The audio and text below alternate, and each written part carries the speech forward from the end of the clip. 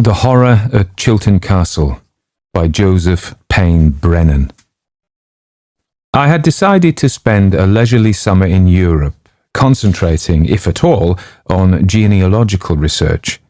I went first to Ireland, journeying to Kilkenny, where I unearthed a mine of legend and authentic lore concerning my remote Irish ancestors, the O'Brienons, chief of Iduach in the ancient kingdom of Ossory. The Brennans, as the name was later spelled, lost their estates in the British confiscation under Thomas Wentworth, Earl of Strafford. The thieving Earl, I am happy to report, was subsequently beheaded in the Tower. From Kilkenny, I travelled to London and then to Chesterfield in search of maternal ancestors, the Hobans, Wilkersons, Seals, etc. Incomplete and fragmentary records left many great gaps, but my efforts were moderately successful, and at length I decided to go farther north and visit the vicinity of Chilton Castle, seat of Robert Chilton Payne, the 12th Earl of Chilton. My relationship to the Chilton Paynes was a most distant one, and yet there existed a tenuous thread of past connection, and I thought it would amuse me to glimpse the castle. Arriving in Wexwold, the tiny village near the castle, late in the afternoon, I engaged a room at the Inn of the Red Goose, the only one there was, unpacked and went down for a simple meal consisting of a small loaf, cheese and ale. By the time I finished this stark and yet satisfying repast, darkness had set in, and with it came wind and rain. I resigned myself to an evening at the inn. There was ale enough, and I was in no hurry to go anywhere. After writing a few letters, I went down and ordered a pint of ale. The tap room was almost deserted. The bartender, a stout gentleman who seemed forever on the point of falling asleep, was pleasant but taciturn, and at length I fell to musing on the strange and frightening legend of Chilton Castle. There were variations of the legend, and without doubt the original tale had been embroidered down the centuries, but the essential outline of the story concerned a secret room somewhere in the castle. It was said that this room contained a terrifying spectacle which the Chilton Paynes were obliged to keep hidden from the world. Only 3 persons were ever permitted to enter the room: the presiding Earl of Chilton, the Earl's male heir, and one other person designated by the Earl. Ordinarily, this person was the factor of Chilton Castle. The room was entered only once in a generation. Within 3 days after the male heir came of age, he was conducted to the secret room by the Earl and the factor. The room was then sealed and never opened again until the heir conducted his own son to the grisly chamber. According to the legend, the heir was never the same person again after entering the room. Invariably, he would become sombre and withdrawn. His countenance would acquire a brooding, apprehensive expression which nothing could long dispel. One of the earlier Earls of Chilton had gone completely mad and hurled himself from the turrets of the castle. Speculation about the contents of the secret room had continued for centuries. One version of the tale described the panic-stricken flight of the Gowers, with armed enemies hot on their flagging heels. Although there had been bad blood between the Chilton Paynes and the Gowers, in their desperation the Gowers begged for refuge at Chilton Castle. The Earl gave them entry, conducted them to a hidden room, and left with the promise that they would be shielded from their pursuers. The Earl kept his promise. The Gowers' enemies were turned away from the castle, their murderous plans unconsummated. The Earl, however, simply left the Gowers in a locked room to starve to death. The chamber was not opened until 30 years later, when the Earl's son finally broke the seal. A fearful sight met his eyes. The Gowers had starved to death slowly, and at last, judging by the appearance of the mingled skeletons, had turned to cannibalism. Another version of the legend indicated that the secret room had been used by medieval earls as a torture chamber. It was said that the ingenious instruments of pain were yet in the room, and that these lethal apparatuses still clutched the pitiful remains of their final victims, twisted fearfully in their last agonies. The third version mentioned one of the female ancestors of the Chilton Paynes, Lady Susan Glanville, who had reputedly made a pact with the devil.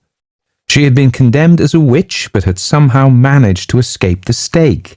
The date and even the manner of her death were unknown, but in some vague way the secret room was supposed to be connected with it. As I speculated on these different versions of the gruesome legend, the storm increased in intensity. Rain drummed steadily against the leaded windows of the inn, and now I could occasionally hear the distant mutter of thunder. Glancing at the rain-streaked panes, I shrugged and ordered another pint of ale. I had the fresh tankard halfway to my lips when the taproom door burst open, letting in a blast of wind and rain. The door was shut, and a tall figure, muffled to the ears in a dripping greatcoat, moved to the bar. Removing his cap, he ordered brandy. Having nothing better to do, I observed him closely. He looked about 70, grizzled and weather-worn, but wiry, with an appearance of toughness and determination. He was frowning, as if absorbed in thinking through some unpleasant problem, yet his cold blue eyes inspected me keenly for a brief but deliberate interval. I could not place him in a tidy niche. He might be a local farmer, and yet I did not think he was. He had a vague air of authority, and though his clothes were certainly plain, they were, I thought, somewhat better in cut and quality than those of the local countrymen I had observed. A trivial incident opened a conversation between us. An unusually sharp crack of thunder made him turn towards the window. As he did so, he accidentally brushed his wet cap on the floor. I retrieved it for him. He thanked me, and then we exchanged commonplace remarks about the weather. I had an intuitive feeling that, although he was normally a reticent individual, he was presently wrestling with some severe problem which made him want to hear a human voice. Realizing there was always the possibility that my intuition might, for once, have failed me, I nevertheless babbled on about my trip, about my genealogical researches in Kilkenny, London and Chesterfield, and finally about my distant relationship to the Chilton Paynes and my desire to get a good look at Chilton Castle. Suddenly, I found that he was gazing at me with an expression which, if not fierce, was disturbingly intense. An awkward silence ensued. I coughed, wondering uneasily what I had said to make those cold blue eyes stare at me so fixedly. At length, he became aware of my growing embarrassment. "You must excuse me for staring," he apologized, "but something you said," he hesitated. "Could we perhaps take that table?" He nodded towards a small table which sat half in shadow in the far corner of the room. I agreed, mystified but curious, and we took our drinks to the secluded table. He sat frowning for a minute, as if uncertain how to begin. Finally, he introduced himself as William Coworth. I gave him my name, and still he hesitated. At length he took a swallow of brandy, and then looked straight at me. "I am," he stated, "the factor at Chilton Castle." I surveyed him with surprise and renewed interest. "What an agreeable coincidence," I exclaimed. "Then perhaps tomorrow you could arrange for me to have a look at the castle." He seemed scarcely to hear me. Yes, of course," he replied absently. Puzzled and a bit irritated by his air of detachment, I remained silent. He took a deep breath and then spoke rapidly, running some of his words together. "Robert Chilton Payne, the 12th Earl of Chilton, was buried in the family vaults 1 week ago. Frederick, the young heir and now 13th Earl, came of age just 3 days ago. Tonight it is imperative that he be conducted to the secret chamber." I gaped at him in incredulous amazement. For a moment I had an idea that he had somehow heard of my interest in Chilton Castle and was merely pulling my leg for amusement in the belief that I was the greenest of gullible tourists. But there could be no mistaking his deadly seriousness. There was not the faintest suspicion of humour in his eyes. I groped for words. It seems so strange, so unbelievable. Just before you arrived, I had been thinking about the various legends connected with the secret room. His cold eyes held my own. It is not legend that confronts us. It is fact. A thrill of fear and excitement ran through me. You're going there tonight? He nodded. Tonight, myself, the young Earl, and one other. I stared at him. Ordinarily, he continued, the Earl himself would accompany us. That is the custom. But he is dead. Shortly before he passed away, he instructed me to select someone to go with the young Earl and myself. That person must be male and, preferably, of the blood. I took a deep drink of ale and said not a word. He continued. Besides the young Earl, there is no one at the castle save his elderly mother, Lady Beatrice Chilton, and an ailing aunt. What could the Earl have had in mind? I inquired cautiously. The factor frowned. There are some distant male cousins residing in the country. I have an idea he thought at least one of them might appear for the obsequies, but not one of them did. Oh, that was most unfortunate, I observed. Extremely unfortunate. And I am therefore asking you, as one of the blood, to accompany the young Earl and myself to the secret room tonight. I gulped like a bumpkin. Lightning flashed against the windows, and I could hear rain swishing along the stones outside. When feathers of ice stopped fluttering in my stomach, I managed to reply, But my relationship is so very remote. I am of the blood, by courtesy only, you might say. The strain in me is so very diluted. He shrugged. You bear the name, and you possess at least a few drops of the Payne blood. Under the present urgent circumstances, no more is necessary. I am sure that the old Earl would agree with me, could he still speak. You will come. There was no escaping the intensity and the pressure of those cold blue eyes. They seemed to follow my mind about as it groped for further excuses. Finally, inevitably it seemed, I agreed. A feeling grew in me that the meeting had been preordained, that somehow I had always been destined to visit the secret chamber in Chilton Castle. We finished our drinks, and I went up to my room for rainwear. When I descended, suitably attired for the storm, the obese bartender was snoring on his stool, in spite of the savage crashes of thunder which had now become almost incessant. I envied him as I left the cosy room with William Coworth. Once outside, my guide informed me that we would have to go on foot to the castle. He had purposely walked down to the inn, he explained, in order that he might have time and solitude to straighten out in his own mind the things which he would have to do. The sheets of heavy rain, the strong wind, and the roar of thunder made conversation difficult. I walked Indian fashion behind the factor, who took enormous strides and appeared to know every inch of the way, in spite of the darkness. We walked only a short distance down the village street, and then struck into a side road, which very soon dwindled to a footpath made slippery and treacherous by the driving rain. Abruptly, the path began to ascend. The footing became more precarious. It was at once necessary to concentrate all one's attention on one's feet. Fortunately, the flashes of lightning were frequent.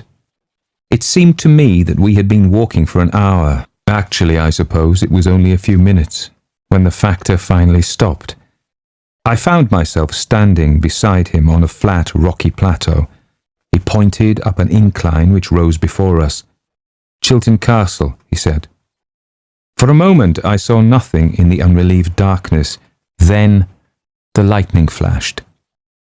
Beyond high battlemented walls fissured with age, I glimpsed a great square Norman castle, with 4 rectangular corner towers pierced by narrow window apertures which looked like evil slitted eyes. The huge weathered pile was half covered by a mantle of ivy, which appeared more black than green. It looks incredibly old, I commented.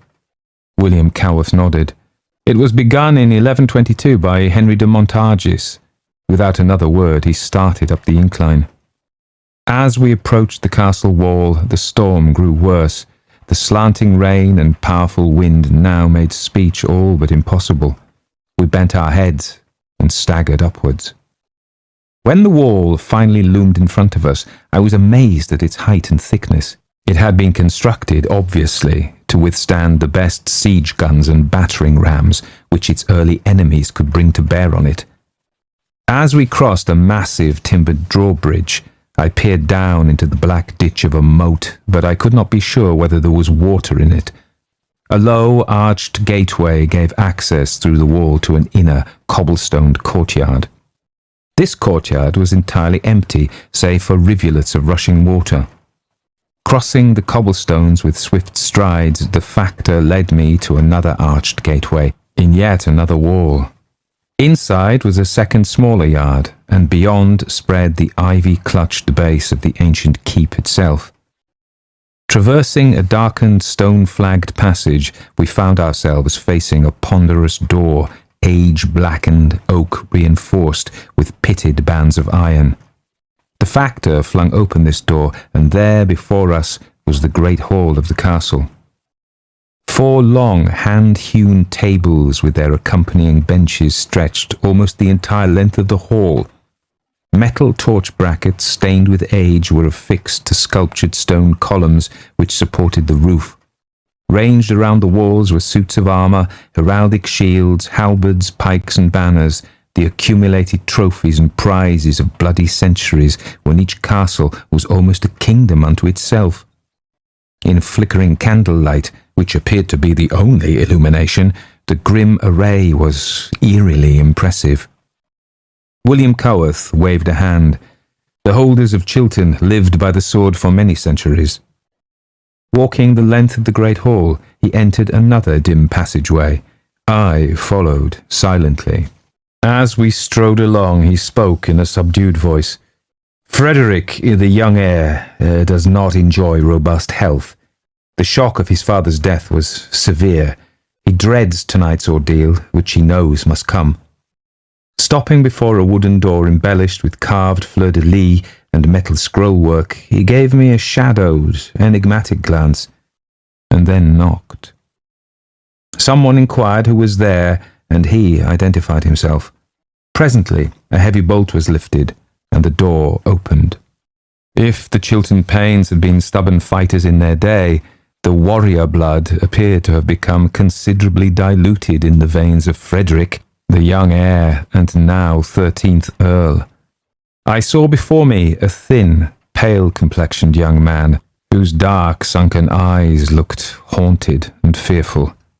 His dress was both theatrical and anachronistic, a dark green velvet coat and trousers, a green satin waistband, flounces of white lace at neck and wrists.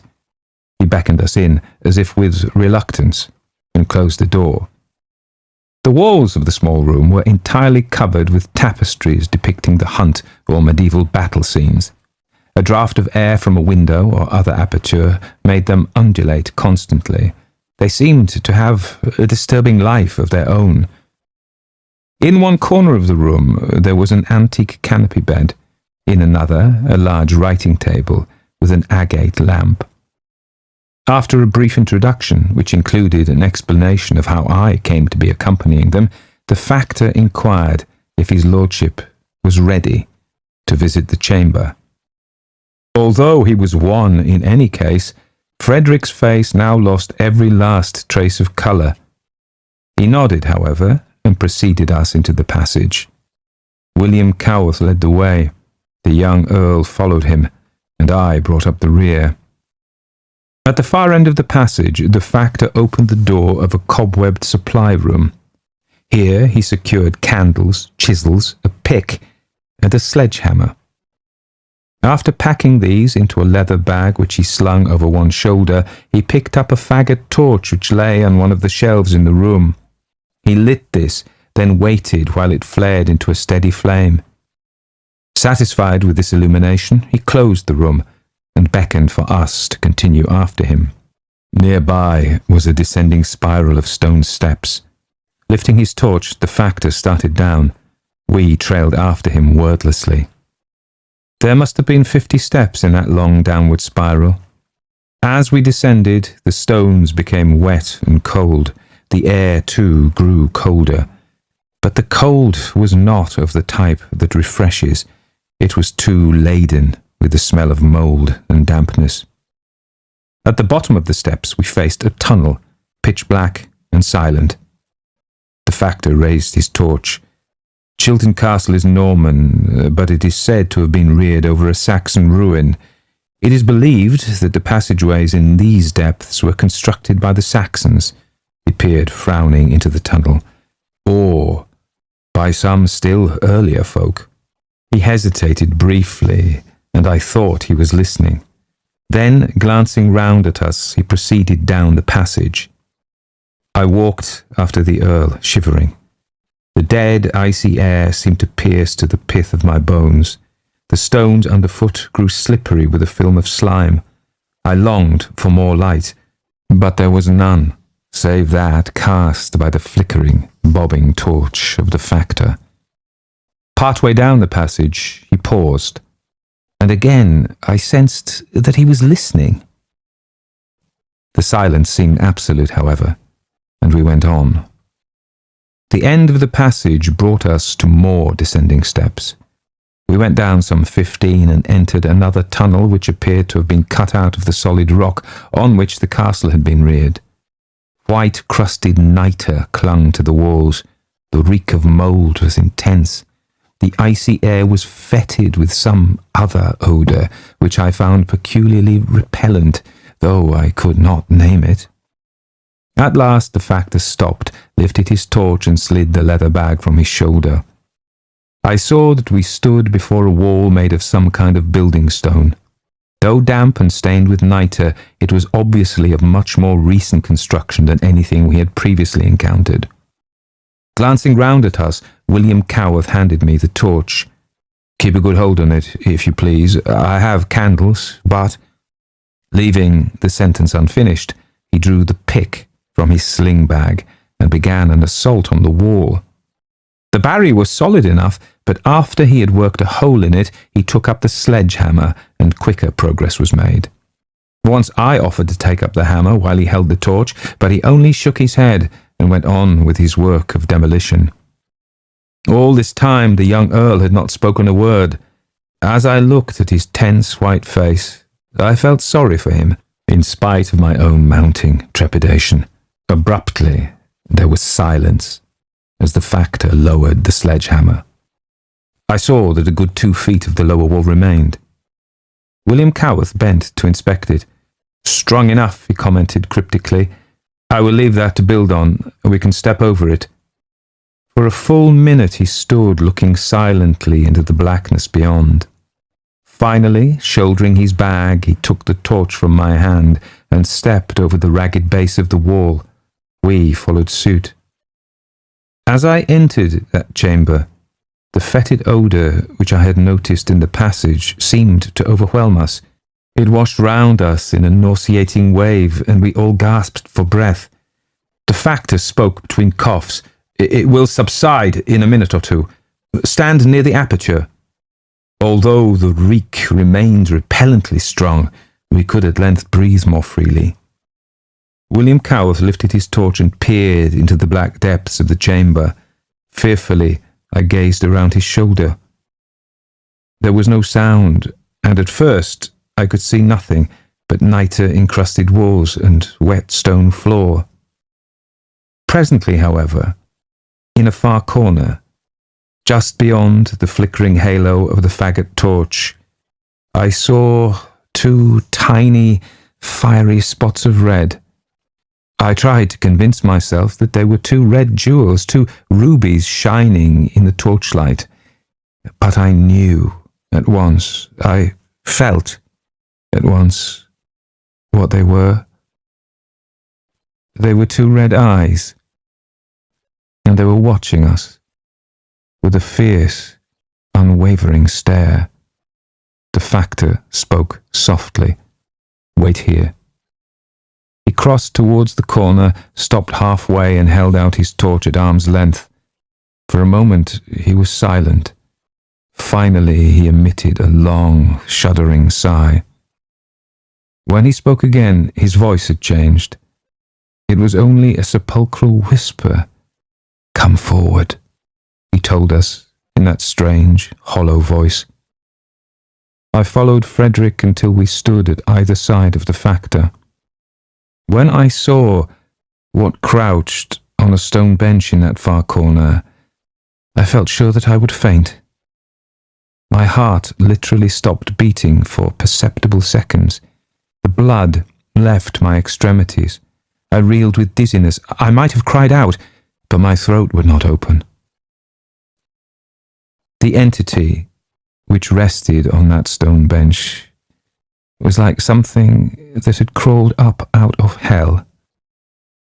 Piercing, malignant eyes proclaimed that it had a terrible life, and yet that life sustained itself in a black, shrunken, half-mummified body which resembled a disinterred corpse. A few mouldy rags clung to the cadaver-like frame. Wisps of white hair sprouted out of its ghastly grey-white skull. A red smear or blotch of some sort covered the wizened slit which served it as a mouth. It surveyed us with a malignancy which was beyond anything merely human. It was impossible to stare back into those monstrous red eyes. They were so inexpressibly evil. One felt that one's soul would be consumed in the fires of their malevolence. Glancing aside, I saw that the factor was now supporting Frederick. The young heir had sagged against him, staring fixedly at the fearful apparition with terror-glazed eyes. In spite of my own sense of horror, I pitied him. The factor sighed again, and then he spoke once more in that low, sepulchral voice. "You see before you," he told us, "Lady Susan Glanville. She was carried into this chamber and fettered to the wall in 1473. A thrill of horror coursed through me. I felt that we were in the presence of malign forces from the pit itself. To me, the hideous thing had appeared sexless, but at the sound of its name, the ghastly mockery of a grin contorted the puckered, red-smeared mouth. I noticed now for the first time that the monster actually was secured to the wall. The great double shackles were so blackened with age I had not noticed them before. The factor went on, as if he spoke by rote. Lady Glanville was a maternal ancestor of the Chilton Paynes. She had commerce with the devil. She was condemned as a witch, but escaped the stake. Finally, her own people forcibly overcame her. She was brought in here, fettered, and left to die." He was silent a moment, and then continued. "It was too late. She had already made a pact with the powers of darkness.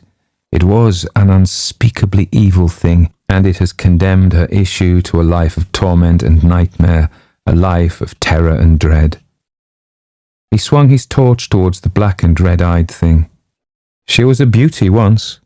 She hated death, she feared death, and so she finally bartered her own immortal soul and the bodies of her issue for eternal earthly life." I heard his voice as in a nightmare. It seemed to be coming from an infinite distance. He went on. "The consequences of breaking the pact are too terrible to describe. No descendant of hers has ever dared to do so, once the forfeit is known. And so she has bided here for these nearly 500 years." I had thought he was finished, but he resumed. Glancing upwards, he lifted his torch toward the roof of that accursed chamber. "This room," he said, "lies directly underneath the family vaults. Upon the death of the Earl, the body is ostensibly left in the vaults. When the mourners have gone, however, a false bottom of the vault is thrust aside, and the body of the Earl is lowered into this room." Looking up, I saw the square rectangle of a trapdoor above. The factor's voice now became barely audible. "Once every generation, Lady Glanville feeds on the corpse of the deceased Earl. It is a provision of that unspeakable pact which cannot be broken." I knew now, with a sense of horror utterly beyond description, whence came that red smear on the repulsive mouth of the creature before us. As if to confirm his words, the factor lowered his torch until its flame illuminated the floor at the foot of the stone bench where the vampiric monster was fettered. Strewn about the floor were the scattered bones and skull of an adult male, red with fresh blood, and at some distance were other human bones, brown and crumbling with age. At this point, Frederick began to scream. His shrill, hysterical cries filled the chamber. Although the factor shook him roughly, his terrible shrieks continued, terror-filled, nerve-shaking. For moments, the corpse-like thing on the bench watched him with its frightful eyes. It uttered sound, finally, a kind of animal squeal, which might have been intended as laughter. Abruptly then, and without any warning, it slid from the bench and lunged towards the young Earl. The blackened shackles which fettered it to the wall permitted it to advance only a yard or two. It was pulled back sharply, yet it lunged again and again, squealing with a kind of hellish glee which stirred the hair on my head. William Coworth thrust his torch towards the monster, but it continued to lunge at the end of its fetters. The nightmare room resounded with the Earl's screams and the creature's horrible squeals of bestial laughter.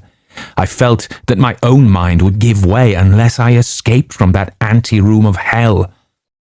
For the first time during an ordeal which would have sent any lesser man fleeing for his life and sanity, the iron control of the factor appeared to be shaken. He looked beyond the wild lunging thing towards the wall where the fetters were fastened. I sensed what was in his mind. Would those fastenings hold after all these centuries of rust and dampness? On a sudden resolve, he reached into an inner pocket and drew out something which glittered in the torchlight. It was a silver crucifix. Standing forward, he thrust it almost into the twisted face of the leaping monstrosity, which had once been the ravishing Lady Susan Glanville. The creature reeled back with an agonized scream which drowned out the cries of the Earl. It cowered on the bench, abruptly silent and motionless, only the pulsating of its wizened mouth and the fires of hatred in its red eyes giving evidence that it still lived. William Coworth addressed it grimly. "Creature of hell, if ye leave that bench ere we quit this room and seal it once again, I swear that I shall hold this cross against ye." The thing's red eyes watched the factor with an expression of abysmal hatred which no combination of mere letters could convey. They actually appeared to glow with fire, and yet I read in them something else. Fear. I suddenly became aware that silence had descended on that room of the damned. It lasted only a few moments. The Earl had finally stopped screaming, but now came something worse. He began to laugh. It was only a low chuckle, but it was somehow worse than all his screams. It went on and on, softly, mindlessly. The factor turned, beckoning me towards the partially demolished wall. Crossing the room, I climbed out. Behind me, the factor led the young Earl, who shuffled like an old man, chuckling to himself.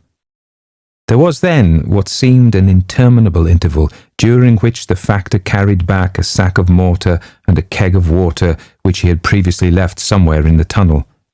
Working by torchlight, he prepared the cement and proceeded to seal up the chamber, using the same stones which he had displaced. While the factor laboured, the young Earl sat motionless in the tunnel, chuckling softly. There was silence from within. Once only I heard the thing's fetters clank against the stone. At last the factor finished and led us back through those nitre-stained passageways and up the icy stairs. The Earl could scarcely ascend. With difficulty the factor supported him from step to step. Back in his tapestry-panelled chamber, Frederick sat on his canopy bed and stared at the floor, laughing quietly. With horror, I noticed that his black hair had actually turned grey. After persuading him to drink a glass of liquid, which I had no doubt contained a heavy dose of sedative, the factor managed to get him stretched out on the bed. William Cowarth then led me to a nearby bedchamber. My impulse was to rush from that hellish pile without delay, but the storm still raged, and I was by no means sure I could find my way back to the village without a guide. The factor shook his head sadly. I fear his lordship is doomed to an early death. He was never strong, and tonight's events may have deranged his mind, may have weakened him beyond hope of recovery. I expressed my sympathy and horror. The factor's cold blue eyes held my own. It may be, he said, that in the event of the young earl's death, you, yourself, might be considered, he hesitated, might be considered, he finally concluded, as somewhat in line of succession. I wanted to hear no more. I gave him a curt good night, bolted the door after him, and tried, quite unsuccessfully, to salvage a few minutes' sleep. But sleep would not come. I had feverish visions of that red-eyed thing in the sealed chamber, escaping its fetters, breaking through the wall and crawling up those icy, slime-covered stairs. Even before dawn, I softly unbolted my door and, like a marauding thief, crept shivering through the cold passageways and the great deserted hall of the castle. Crossing the cobbled courtyard and the black moat, I scrambled down the incline towards the village. Long before noon, I was well on my way to London. Luck was with me. The next day, I was on a boat bound for the Atlantic run. I shall never return to England. I intend always to keep Chilton Castle and its permanent occupant at least an ocean away. If you like that story, consider supporting me as a patron. That way you help me make more stories for you and get access to a patrons-only library of stories. Lots more hours for you to listen to. You tried to get into the locked drawer today, didn't you? How do the dead come back? So that was The Horror at Chilton Castle by Joseph Payne Brennan. And what I'd say before telling you something about him is, like Joseph Payne Brennan, if you're going to do the Gothic, do it properly with all the bells and whistles. So, remote countryside, strange servants, remote and empty countryside, strange servants, terrible weather, thunder and lightning, rain, deranged aristocrats, crumbling castles, beneath the castles, terrible vaults, and a dreadful family secret. It's got it all. It's got it all. Unlike the Netflix version of The Fall of the House of Usher, which, do you know, I love that story. I've done it on this. If you haven't heard it, go listen to my version. If you want to. If you don't, that's fine. But OMG, the first bit of it was just dreadful. And then sort of the two blokes, Roderick Usher sitting in the thing drinking this aged whiskey. You're like, yeah, it's all right. So I like the setting there, but almost. I was reading a review and they said, like, they get these stories that are good, stood the test of time, and they go, do you know what? We're just going to use the name and we're going to just make it like we make everything else. Which and I don't know what it is with the generation of people who write movies, Hollywood scriptwriters and the same showrunners or whatever they call them. They just can't write. We saw it with Rings of Power. We saw it with the last season of Game of Thrones. I went and see these some of these Marvel movies, and I hope there's no Marvel fans sitting out there, but they're just interminable bores of absolutely predictable characters. They must get out of a cupboard. They've got to be a little bit wisecracking, smart ass. Anyway, so I didn't like it, but I like this, the horror at Chilton Castle, Joseph Payne Brennan. Let's say something about Joe Boy, as I am calling him, and I hope he doesn't mind me calling him that. I don't think he would. I mean, he's dead, unless he's fettered somewhere. Yeah, great word. Unless he's fettered somewhere, and he's feeding on his relatives, and let's hope he doesn't get out if he's heard me calling him Joe Boy, and it was in fact It could be that, maybe he was once called Joe Boy and he laid the bloke out. He punched him straight on the jaw for calling him Joe Boy. I nearly told you a slightly off-color story about what my half-brother told me about what our cousin said to him who visited him in the USA. And, my biological father's name was Hand, surname. Good Irish name. And we have relatives in Scotland, USA, all over. So my half-brother Michael lives in New York City, and my cousin Seth had gone out to see him, and one of the guys that I think this might be when he was living in DC, because he grew up there, and they'd gone out to this, and of course, because the name Hand lends itself to some unpleasant sobriquets, and the guy went, "Hey," this word, and my cousin Seth said, Never let him talk to you like that. Anytime a guy talks to you like that, you lay him out. And Michael said, "I won't do his American accent." He said, "Oh, I don't mind." He's dead easy going, Michael. So this all started from some wild imagining that I may call this author Joe Boy, Joseph Payne Brennan. Let's hear about him. This is from the Wikipedia. Now, somebody once said, Why should I listen when all you do is read from the Wikipedia? Well, I don't just read from the Wikipedia. I tell jokes in between. Whether you think they're funny or not, they're still jokes. It's my personal contribution. So Joseph Payne Brennan, born December 20th, 1918, died January 28th, 1990, was an American writer of fantasy and horror fiction and also a poet of Irish ancestry, as he suggests in the story.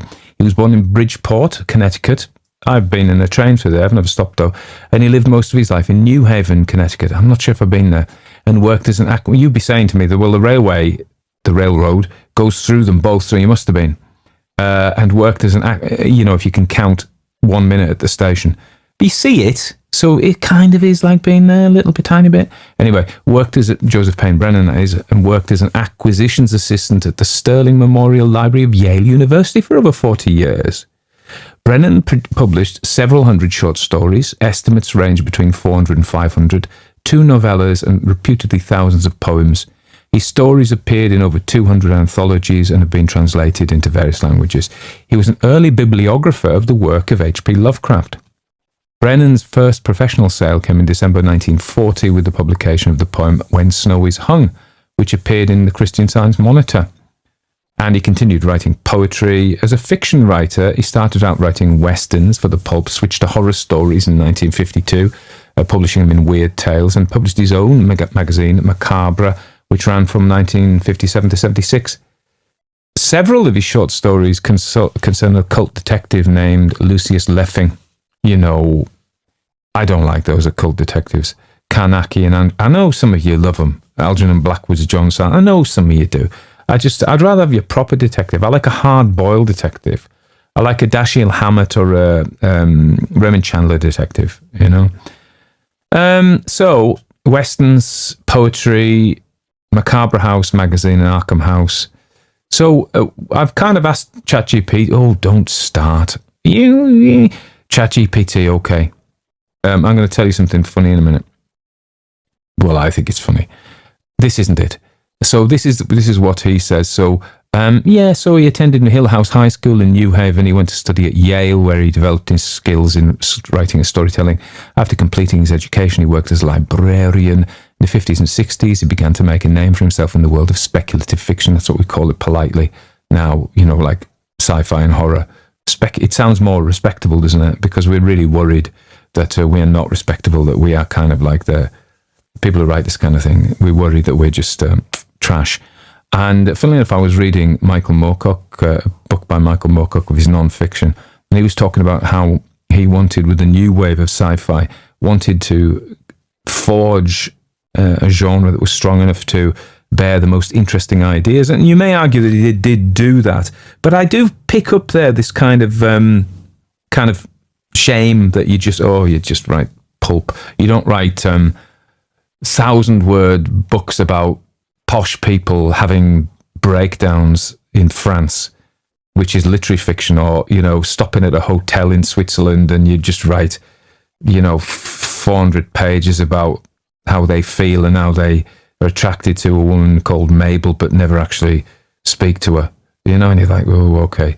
I'd rather read a good sci-fi or horror, being honest with you.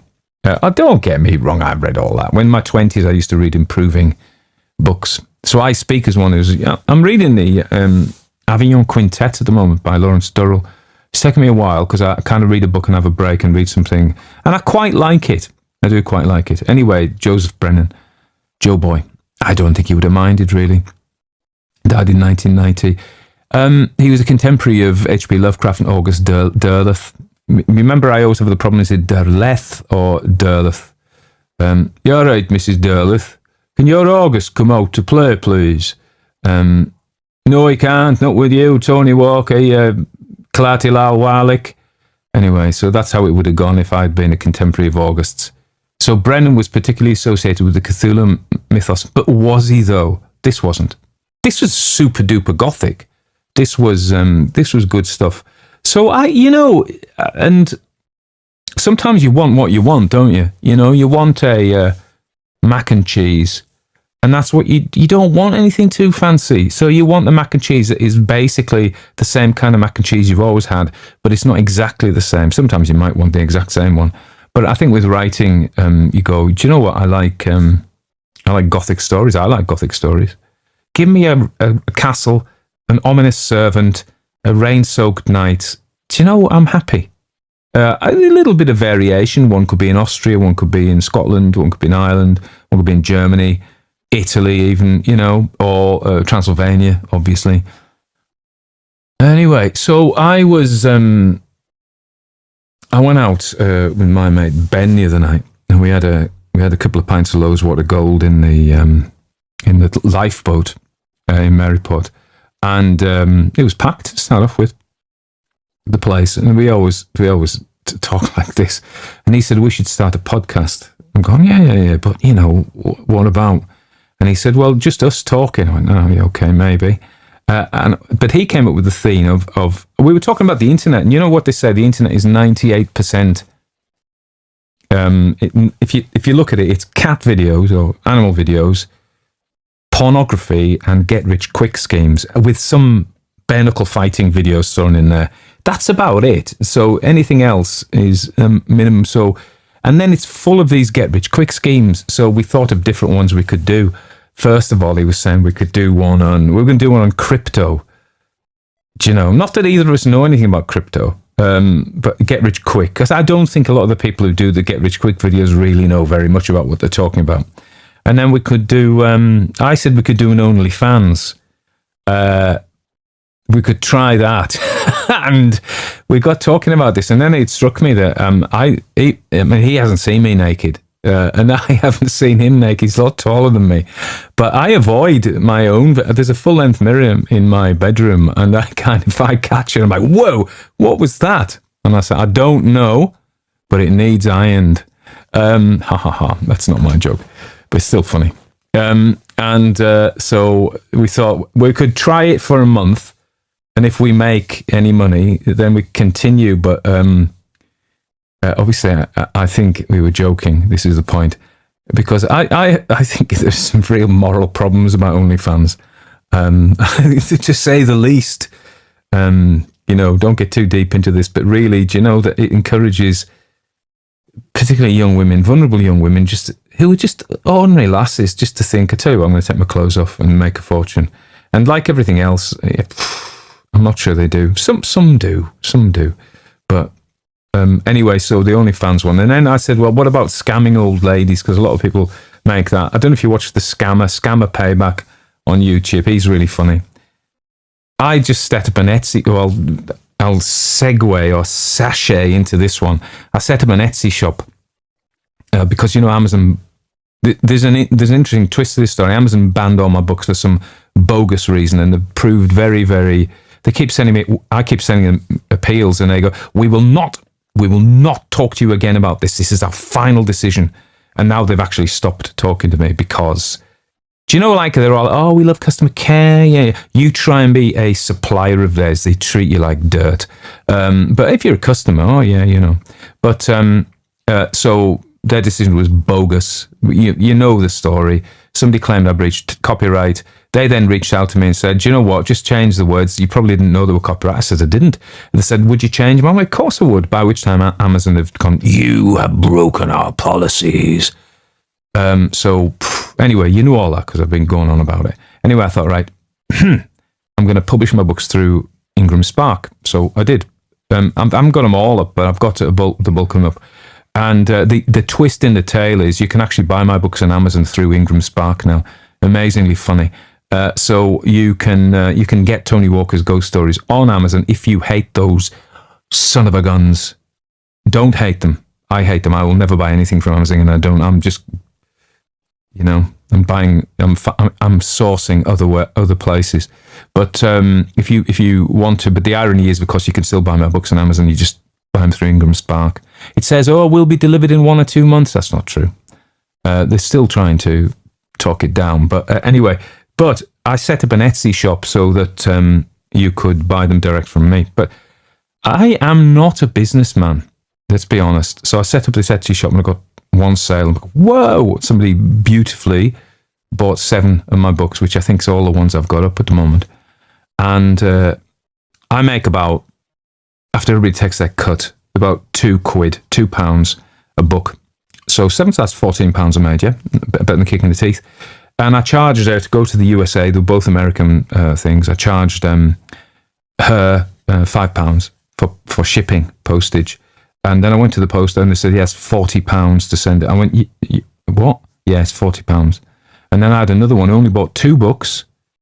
So that was £3, something or other. Maybe 5 because it was going abroad. And that was £20. So you clearly have lost money on that. So I think I can't actually sell them abroad because of the terrible cost of shipping, but you can get them from Amazon. You can also order them from your local bookstore. So if you really want, I'll tell you what's a really good present for Christmas as we're coming up.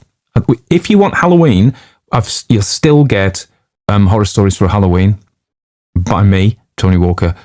Just order from your local bookstore or Amazon, and because I still get paid, that was £20. So you clearly have lost money on that. So I think I can't actually sell them abroad because of the terrible cost of shipping, but you can get them from Amazon. You can also order them from your local bookstore. So if you really want, I'll tell you what's a really good present for Christmas as we're coming up. If you want Halloween, you'll still get horror stories for Halloween by me, Tony Walker. Just order from your local bookstore or Amazon, and because I still get paid, you could go. Oh no, the other one is Christmas ghost stories. Very touching, sweet. Does very well. Used to. So that's a nice little gift. I've just got a new cover. If you have a look at the cover, I like that cover. It's like a paper quill thing of a seat in a Christmas tree. So yeah, you can get those. If you're in the UK, it's better for me. You go to my Etsy store, Classic Ghost Stories Etsy store. If you're not in the UK, I think Ireland probably works as well.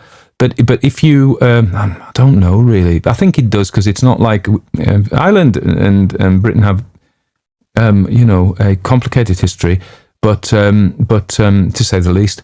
But it isn't treated like the EU. For example, you don't need a passport to cross between the two, Republic of Ireland and Great Britain and Northern Ireland. You don't need a passport, and and Irish people can vote in the UK, and possibly vice versa. And you don't need I don't think you're limited to how long you can stay either. But so France and all that being Europe, I think if you're there or Denmark, something like that, I think it's probably best to get them a books from your local store if you want them at all. It was a funny thing. I said this many times that I started this podcast to get people to start buying my books. I'd read a whole bunch of stories about other people. I'll stick one of mine and go, "Hey, buy a book." And that isn't really what happened. It happened a little bit, but that isn't really what happened because and you think what you're selling people. What I think people, I don't know, and there's like huge amounts of people listen to my podcast now, both on YouTube and on the, I was going to say on the radio. I love a radio station. But then you have to stay up all night and do it. So I've got late night sleep radio. If you don't know about that, go to that. That's me. That's like super ramble. But with customs and folklore and all that and bedtime story. So where was I? I can't even remember. So this is what happens. I've kind of got to the end and I'm just dwindling down. And some of you are sitting going, you were talking about this. I can't hear you. Oh yeah, selling my books. And the point being that a lot of people, I would say possibly the majority, use this. That made me jump. That's telling me to shut up now. Use this as a way of falling asleep. So I hope I didn't wake you up. I don't mind, honestly, I don't mind. But they don't want to buy my books, they just want to fall asleep. And that's cool, you know, because I like falling asleep. Some come back. Some come back. Isn't that so? Isn't that so? Isn't that so? I like that little echo reverb. That's the end of